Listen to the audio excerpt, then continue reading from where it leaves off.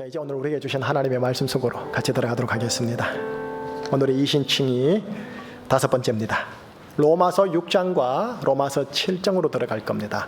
각 장의 대표 구절만 보겠습니다. 6장 11절 구절입니다. 이 구절은 조금 이따 보겠지만 유명 구절입니다. 중요 구절입니다. 가급적 외울 수 있으면 외우면 좋겠다 싶은 구절입니다. 로마서 6장 11절 말씀 우리 다 같이 한 목소리를 읽겠습니다. 이와 같이 너희도 너희 자신을 죄에 대하여는 죽은 자요 그리스도 예수 안에서 하나님께 대하여는 살아있는 자로 여길지어다. 아멘. 이제 7장으로 건너갈게요. 7장 말미에 나오는 세 구절, 네 구절입니다.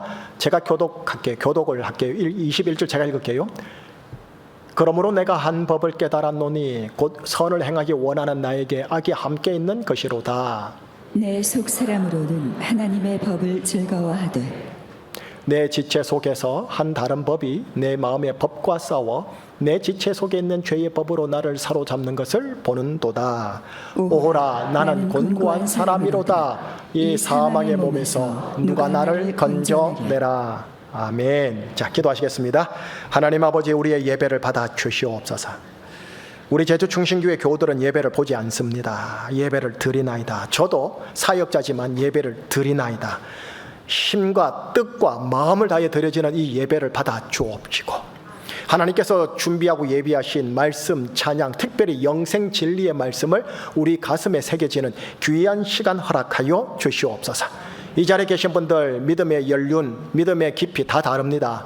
성령님 최대한 쉽게 설교자가 준비를 했지만 성령님의 감화 감동 허락하여 주시옵소서. 성령님께 의탁하옵고 예수님 이름으로 기도합니다. 아멘. 이신칭의 5번째입니다. 제목이요, 복음에 기반한 실존 심층 심리학. 아이고 어렵죠. 예, 본문 2장이 어려워요. 그래서 그 어려운 내용을 제가 제목으로 이렇게 한번 달아본 거예요. 최대한 쉽게 설명을 해보도록 할게요. 여러분 6장 7장 2장을 보노라면요, 이게 읽어보면 읽어볼수록 내용이 알 것 같아요. 알 것 같은데 모르겠어요. 특별히 설명하라고 하면 더 모르겠어요. 그래서 알쏭달쏭 하다고는 해야 할까요? 왜냐 봤더니 그 내용이 뭐냐 하면 이 나 있죠, 나라는 개인 실존의 심리 깊은 곳을 하나님이 파고 들어가세요.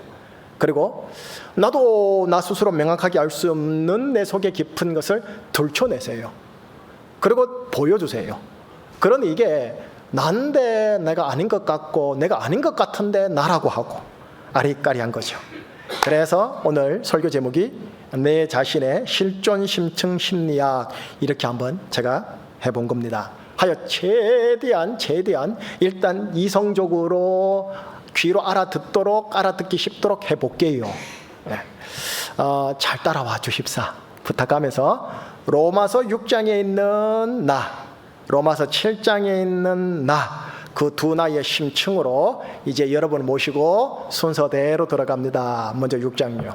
시작은 3절과 4절에 시작하는데 거기에 보면 우리가 있고 내가 있고 거기에 보면 세례가 있어요. 한번 잘 봐주세요. 집사님 읽어주실래요? 무릇 그리스도 예수와 합하여 세례를 받은 우리는 그의 죽으심과 합하여 세례를 받은 줄을 알지 못하느냐. 그러므로 우리가 그의 죽으심과 합하여 세례를 받음으로 그와 함께 장사되었나니. 그러므로 내가 해도 되겠죠. 그러므로 내가 예수님의 죽으심과 합하여 뭘 받음으로? 세례를 받음으로 예수님과 함께 지금 어떻게 되었다고요? 아이고 장사되었다. 예, 이제 저를 보세요. 여러분 세례를 거의 다 받으셨죠. 세례의 영적인 의미가 있어요. 오늘 본문에 의하면은 내가 예수님의 죽으심과 합하여 예수님과 함께 장사되는 것. 여러분 세례라는 단어를 우리가 쓰고 있지만 원 단어는 침례입니다. 침례 교단 들어보셨죠? 네, 침례가 원 단어 의미입니다. 침례가 뜻이 뭐냐? 온 몸을 물에 푹 잠기는 것 말합니다. 물에 푹 잠기는 이 행위가 뭐냐?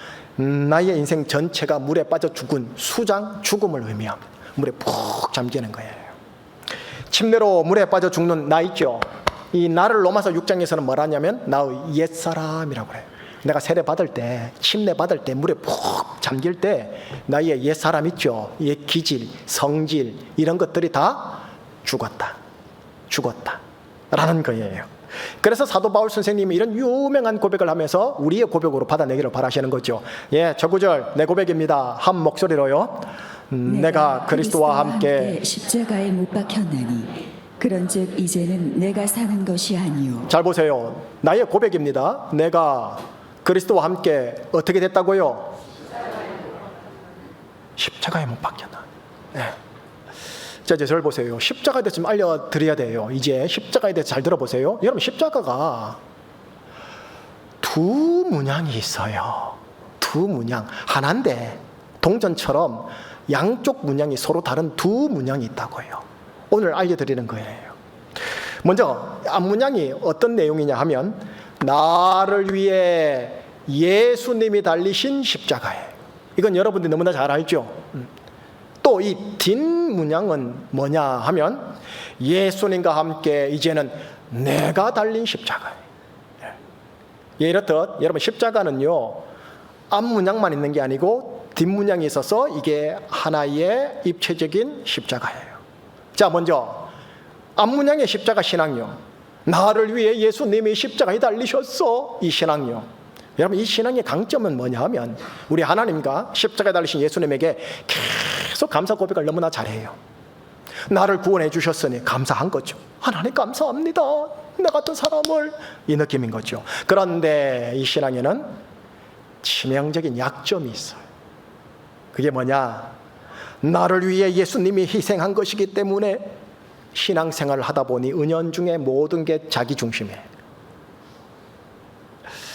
나를 위해 하나님이 계시는 거고 나를 위해 예수님이 오신 거고 그래서 나에게는 구원과 축복이 있고 나를 위해 천국의 약속이 있고 할렐루야 이라는 거예요.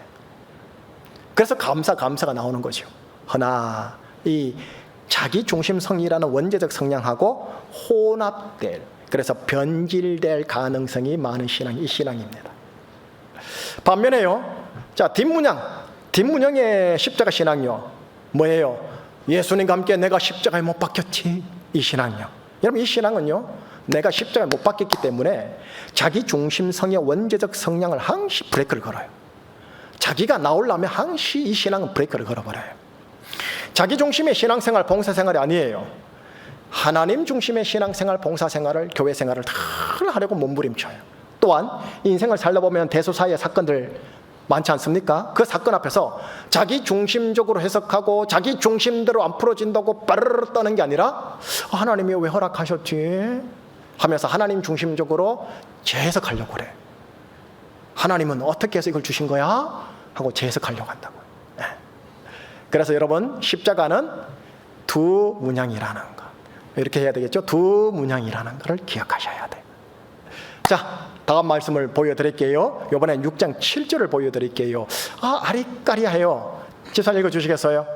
이는 죽은 자가 죄에서 벗어나 의롭다 하심을 얻었습니다. 잘 보세요. 노란 글씨. 의롭다 하심을 얻었다. 자, 누가요? 죽은 자요. 의롭다 하심을 얻었습니다. 누가? 죽은 자가. 여러분 우리가 지난주까지요 복음을 믿음으로 의롭다 하심을 얻는다고 알지 않았습니까? 이게 이신칭이 아닙니까? 그런데 지금 방금 보았던 저 말씀은 뭐라고 하냐면 죽은 자가 의롭다 하심을 얻으리라 라는 거예요. 좀 다르지 않습니까? 예, 내용은 이런 겁니다.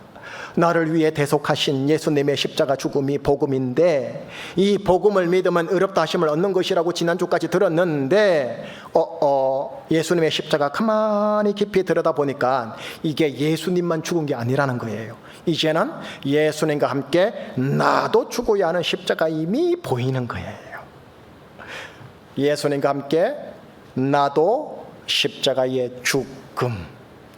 여러분 이 지점에 이르러셔야 이게 진짜 온전한 십자가고 온전한 복음이에요. 이 복음을 믿는 자가 의롭다 하심을 얻는 거예요. 자, 결국 나의 대속을 위해 예수님이 십자가에 죽으셨다, 감사하다, 이것도 믿으셔야 하지만 이제 다음 단계예요. 예수님과 함께 나도 십자가에서 죽었어 라는 걸 믿으셔야 돼요. 이를 정말로 믿는다면 내가 누구냐? 나는 죽은 자가 되는 거지. 내가 죽은 자라는 걸 믿어야 된다라는 거예요. 왜요? 죽은 자가 의롭다심을 얻는다. 방금 9절에 말씀하셨기에. 자, 이 지점에서 이제 곤혹스러운 현실이 나타나요. 저 목사님, 내가 이렇게 펄펄 살아있는데요. 네, 맞아요. 여러분이나 앞에 있는 저나 내 기질, 내 혈기 살아있어요. 그런데 내가 죽은 자라고요. 이거요. 예, 내가 죽었음을 믿음으로 취하는 거예요. 나의 대속을 위해 예수님이 죽으셨어. 그리고 예수님과 함께 이젠 나도 죽었어.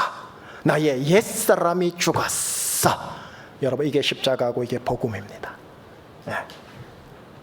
이 두 문양을 같이 온전하게 받아야 되고요. 이 십자가가 지금 로마서 6장에서 나에게 뭐라는 줄 아세요? 나는 죽었다. 살아있는데요. 알아요. 나는 죽었대. 이게 이해돼요? 한번 따라해 주세요.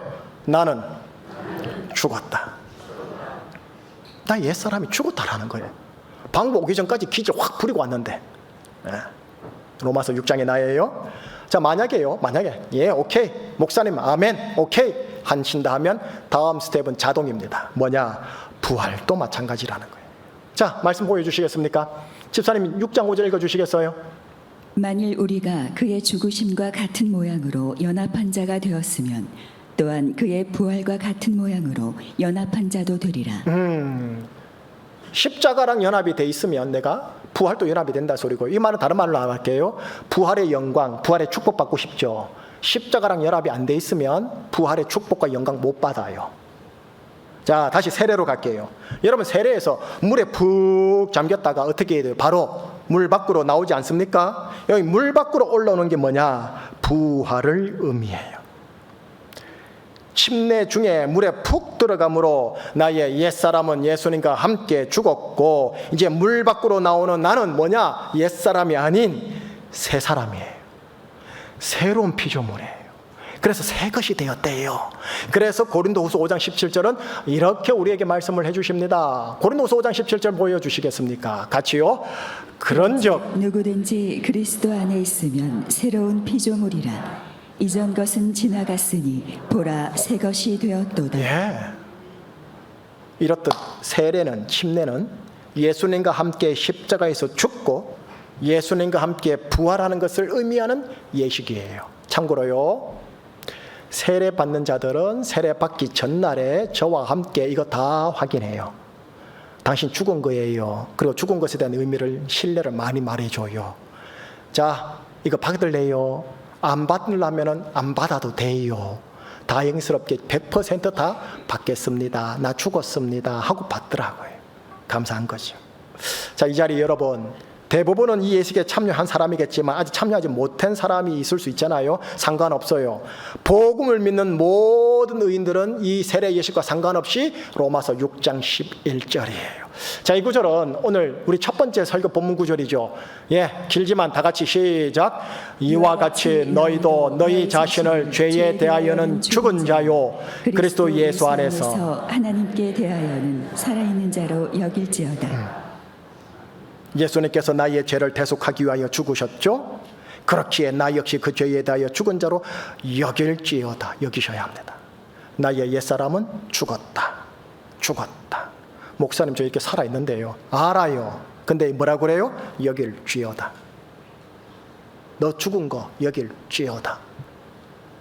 동시에요, 예수님이 부활하여 살아있는 자가 되셨죠. 그러니 나 역시 하나님께 대하여 살아있는 자가 새 것이 되었음을, 새로운 피조물이 되었음을 여길지어다 라는 거예요.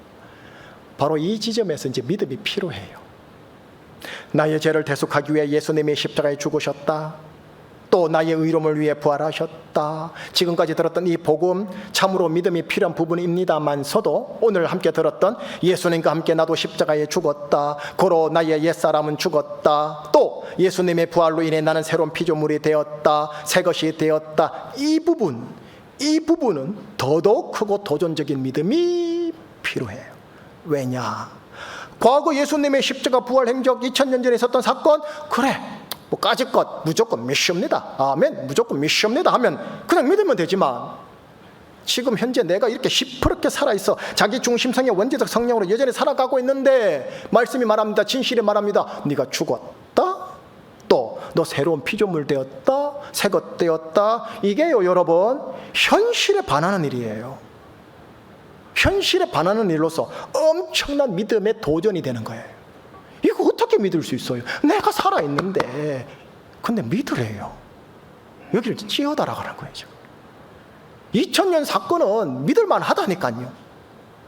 그러나 현재 사건은 아닌데 이건 거예요.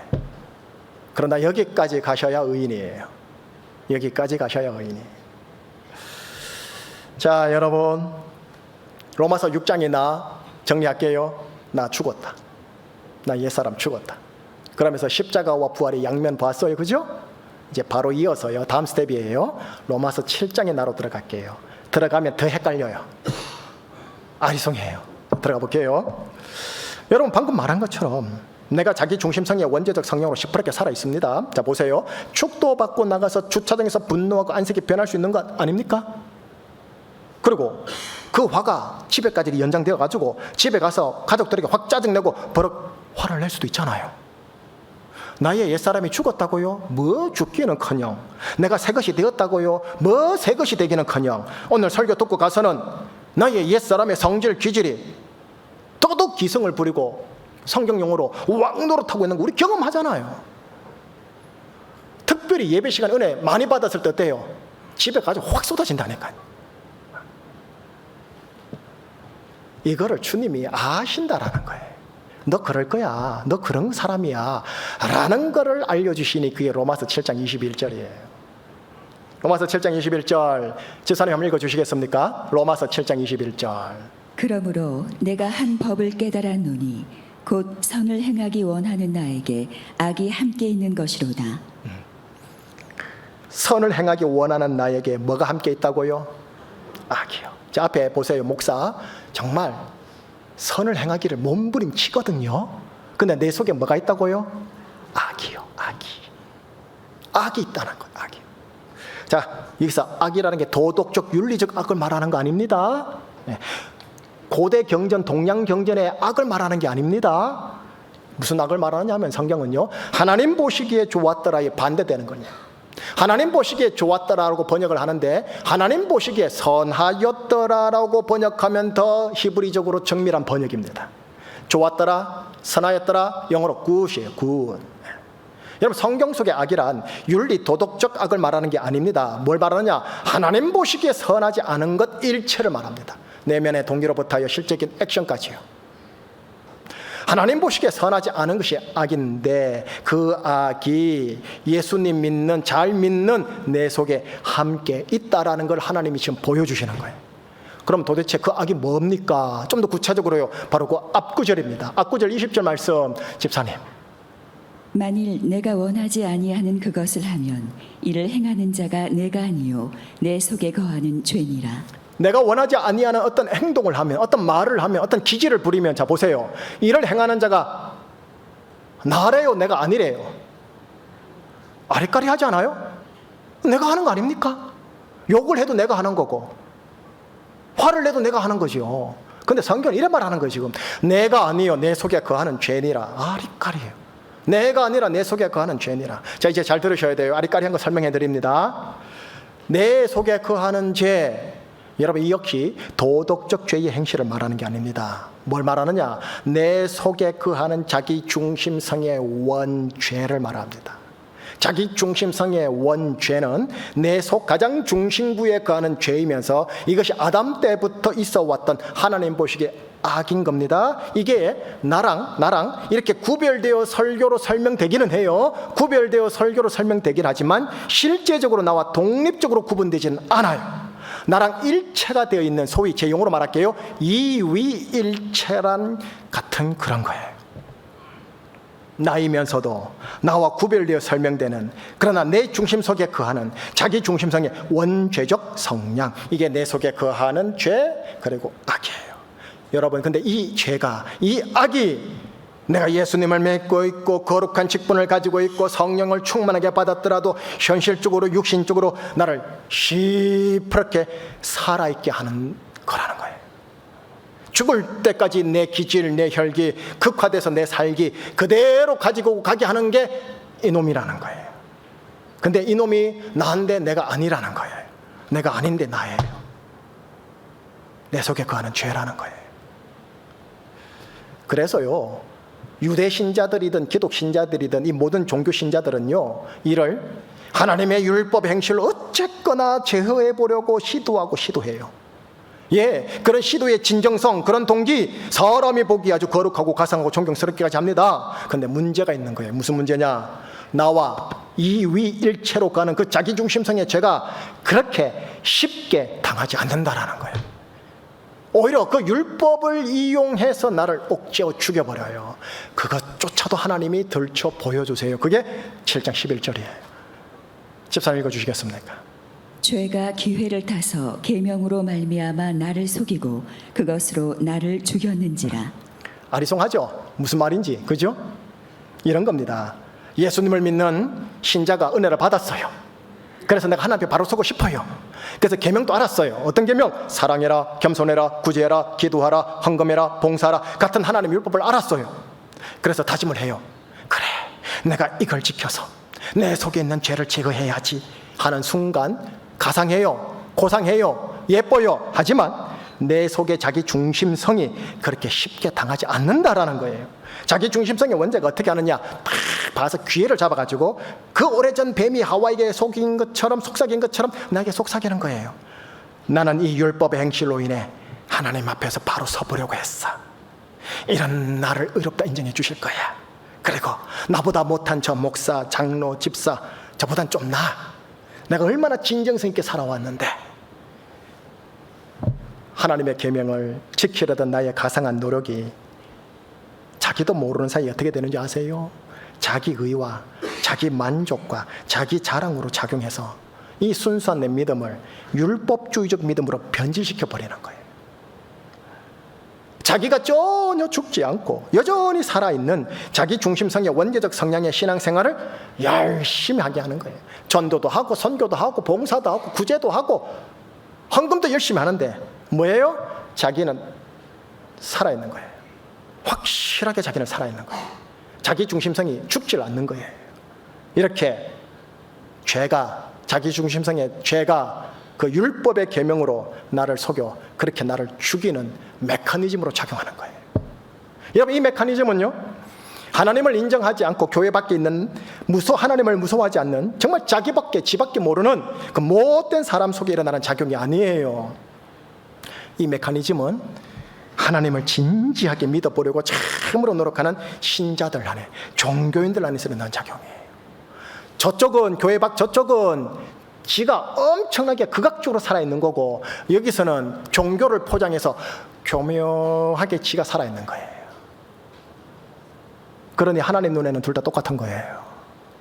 인간의 눈에는 저놈이 더 못된 놈이지만. 여러분, 주님을 사랑해서 헌신한다고 우리가 시작을 해요. 잘하는 거예요.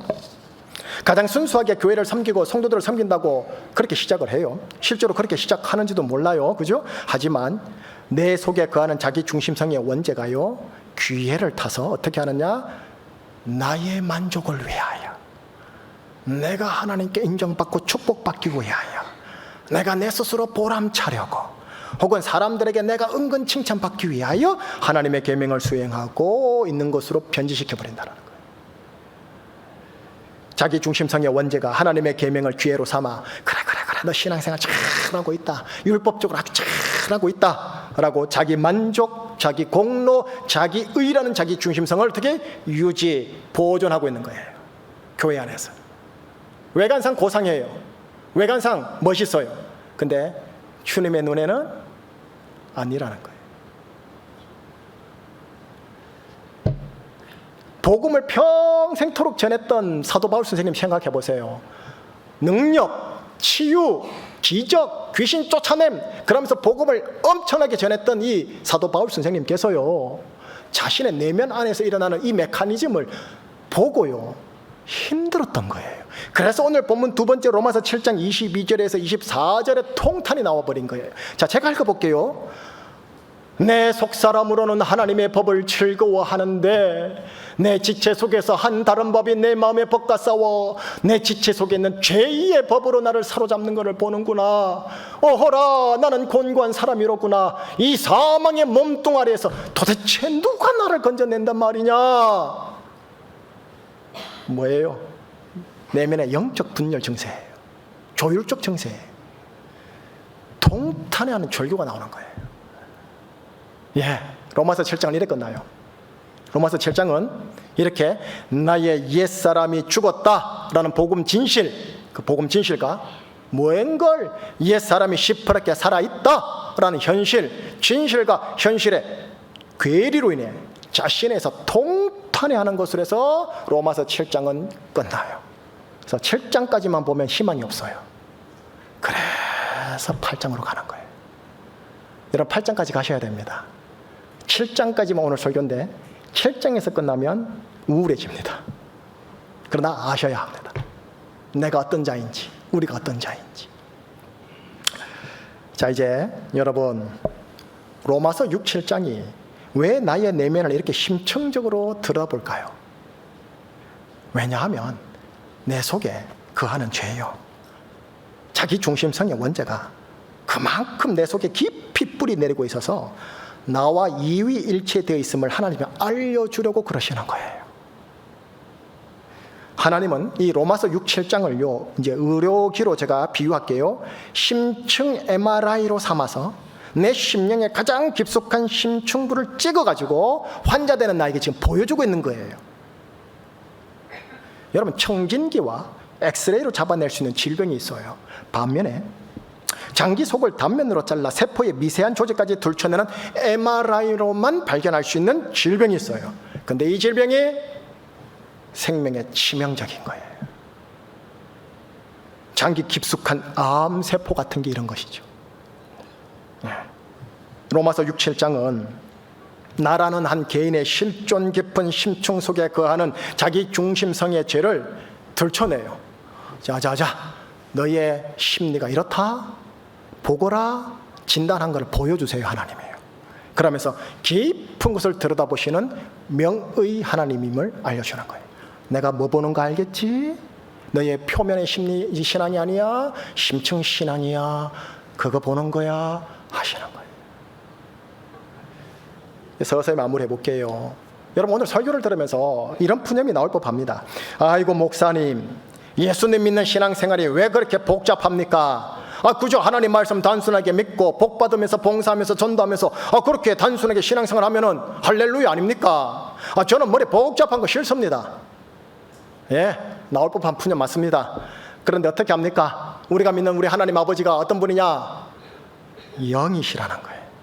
여러분, 영이신 하나님은 표층이 아니라 심층으로 깊이 파고 들어가 버리셔요. 표층은 엑스레이면 돼요. 왜 MRI 찍는데? 심층으로 들어가시려고요. 가장 중심에 거하는 죄, 가장 중심성의 원죄를 하나님이 어떻게 해요? MRI를 찍어서 고발하고 들춰내고 그리고 그거를 치료함으로써 그 자리에 하나님과 하나님의 말씀이 딱 중심에 자리 잡기를 바라셨어요. 그래서 하나님은 로마서 6, 7장을 통해서 나라는 한 개인의 실존에 있는 심층을 이렇게 들춰 보여주시는 거예요. 지금 우리한테요. 니들이 이렇다? 김희식 목사야 고상한 척 하지만 너 이렇다? 라는 거예요. 만약에 우리가요 사람 눈에 보이는 표층 신앙생활을 잘하는 것에만 신경 쓰는 종교생활만 한다면 여러분 결말이 어떻게 되는 줄 아세요? 사복음서에 나와요. 바로 예수님 당시의 바리새인들이요. 그들은 깊은 내면의 싸움, 아무도 보지 않는 속싸움을 포기했어요.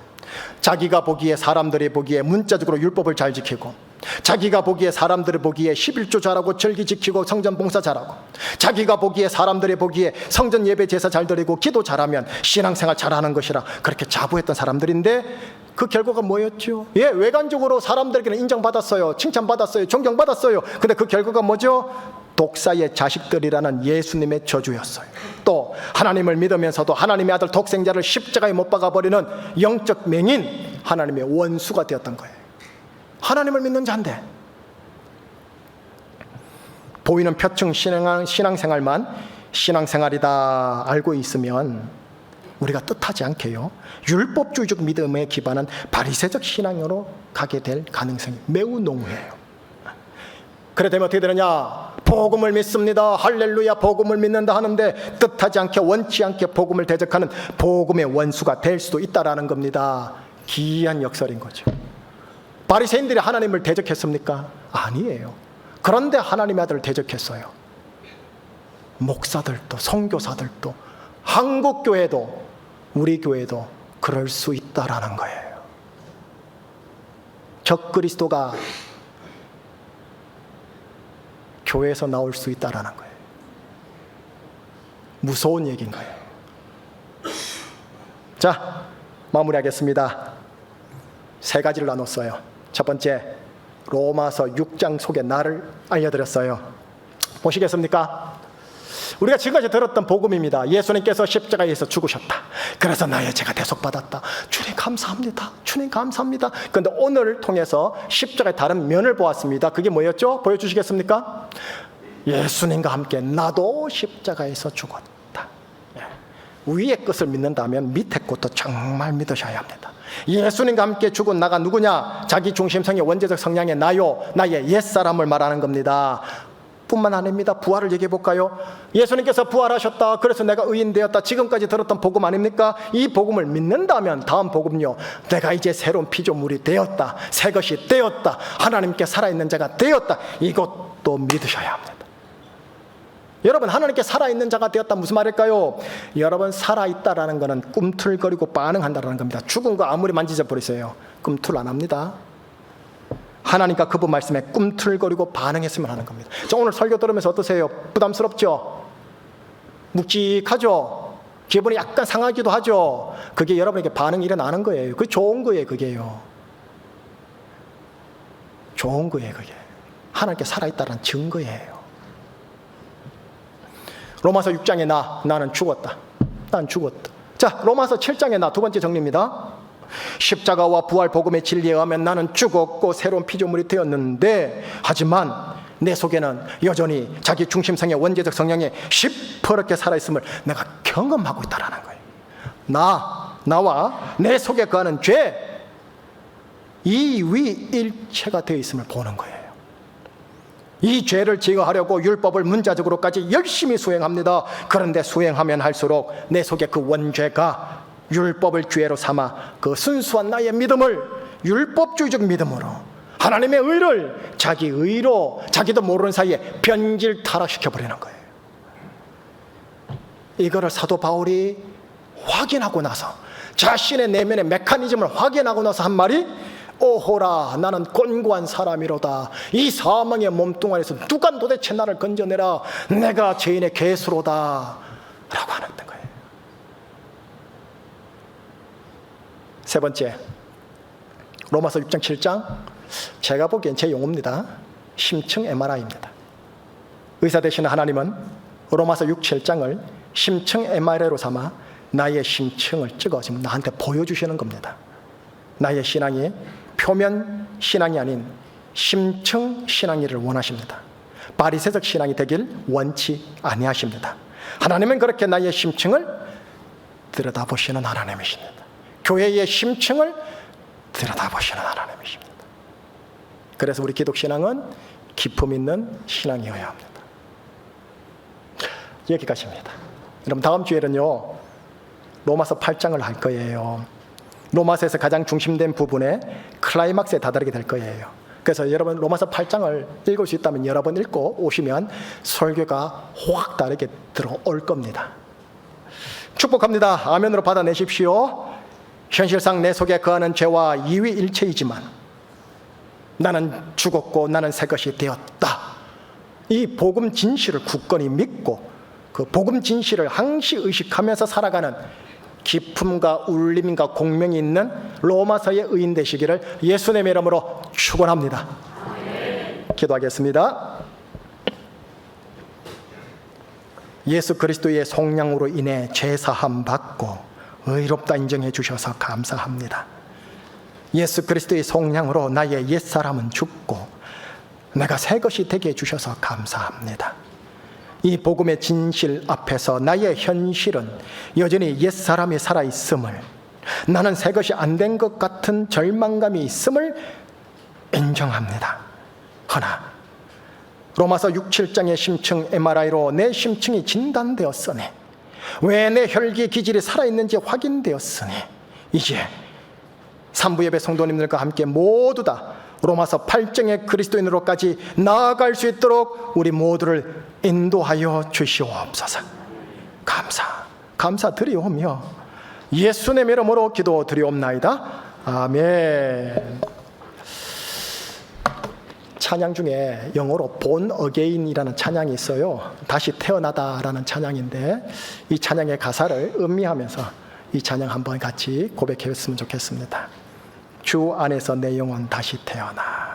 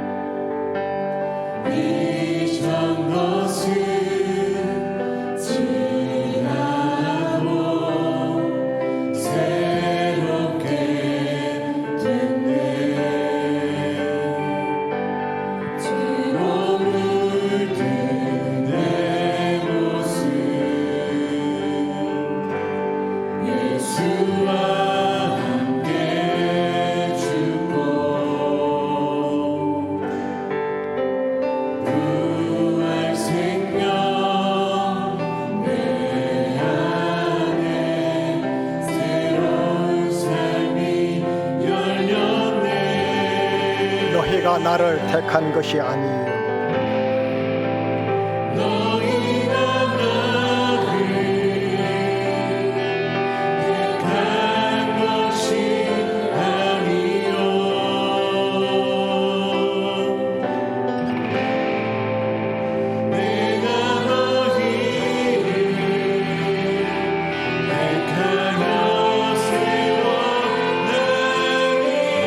오직 내 안에, 오직 내 속에,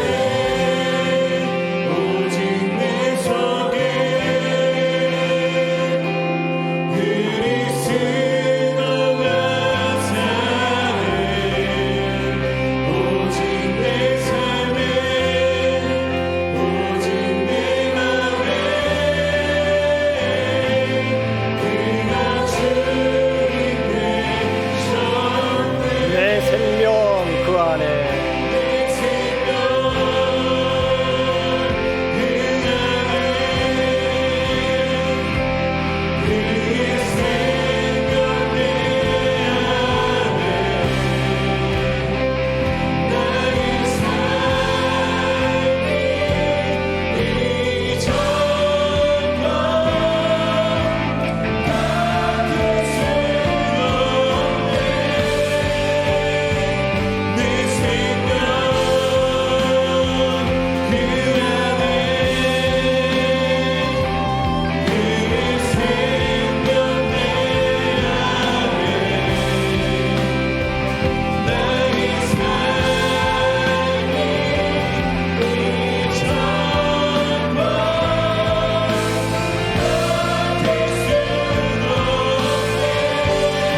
새로움을 듣는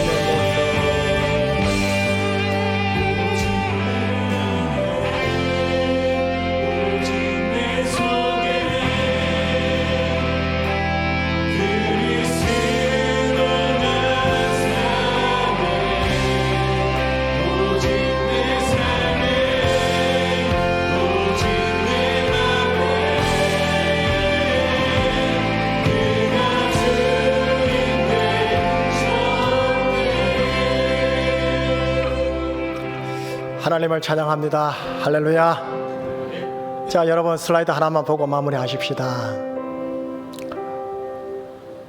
제가 단순하게 한번 표시를 해봤어요. 표층적 신앙, 심층적 신앙.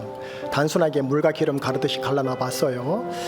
표층적 신앙의 초점은 어디에 있느냐면 내 눈과 저 사람 눈에 보이는 어떤 신앙적 행위, 도덕적 행위, 어떤 교양적 행위와 또한 신앙 안에서의 율법적, 도덕적, 윤리적 준수에 있어요. 필요한 겁니다. 필요한 건데 표층적 신앙의 초점은 여기 있어요. 근데 심층적 신앙의 초점은 어디 있냐면 보이지 않는 내면의 자기 중심성과의 싸움이 있어요. 자, 표층적 신앙으로 다시 돌아가서 목표가 뭐냐 하면 아니라고 하지만 자기의예요. 자기의예요. 사람들의 인정을 받고 싶고 리스펙을 받고 싶은 거예요. 사회적, 종교적, 직분적 체면을, 사회적 페르소나를 보존 유지해야 되는 거예요. 근데 심층적 신앙의 목표는 뭐냐면 자아의 죽음, 자기의 죽음과 그로 인한 하나님 중심으로 삶을 재편 리밸런싱하는 거예요. 끊임없이. 표층적 신앙의 반응은요, 자기 정죄 혹은 타인 정죄예요. 아니면 남한테는 처자식들에게는 되게 엄한데 자기에게는 합리화와 수준이 낮아요. 본인은 몰라요. 되게 엄하게 하는데 본인한테는 유하게 하는 거예요. 그런데 심층적 신앙의 반응은 뭔지 아시냐면 사도 바울처럼 자신의 이 영적 공고함을 캐치하고 통탄해야 하는 거예요. 그리고 하나님, 나를 불쌍히 여겨달라고, 나를 불쌍히 여겨달라고 하는 거예요. 자, 이 자리에서 여러분들이 오해하지 말 거는 표층적 신앙은 틀렸고 심층적 신앙만 맞다가 아니에요. 현실적으로 한국교회나 한국교회 크리스찬들이 표층적 신앙으로 너무 압도적으로 편식되어 기울어져 있기 때문에 이거를 균형 잡아야 된다라는 거예요. 그런 차원에서 심층적 신앙을 강조하는 거지 심층적 신앙만 맞다고 하는 게 아니에요. 둘 다 정, 반, 합으로 통합해서 통전시켜야 돼요. 그래서 심층적 신앙에는 열심이 있어요. 제게는 열심이 있다고요.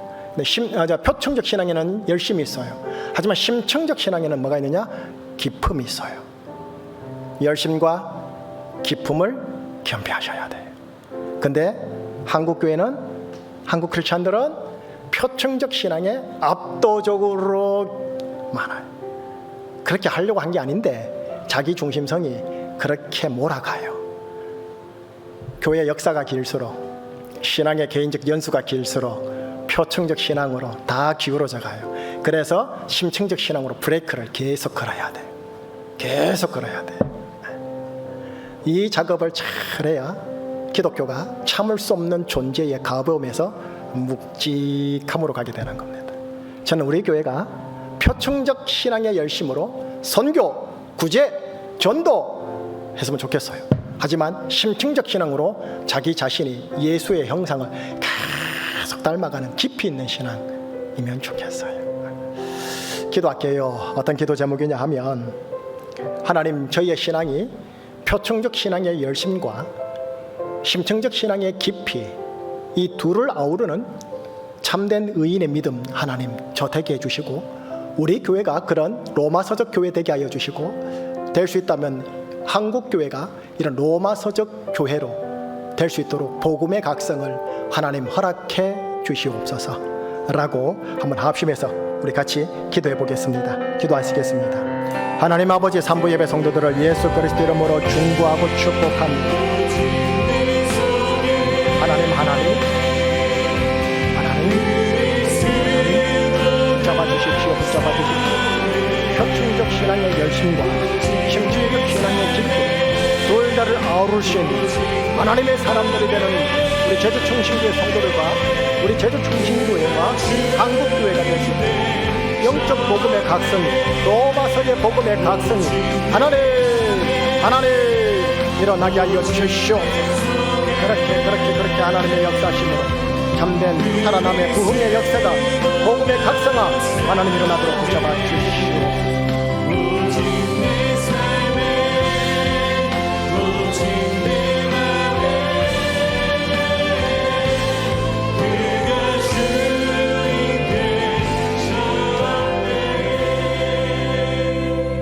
모든 기도와 간구, 감사 기도, 회개 기도 우리 주 예수 그리스도 이름으로 기도합니다. 아멘.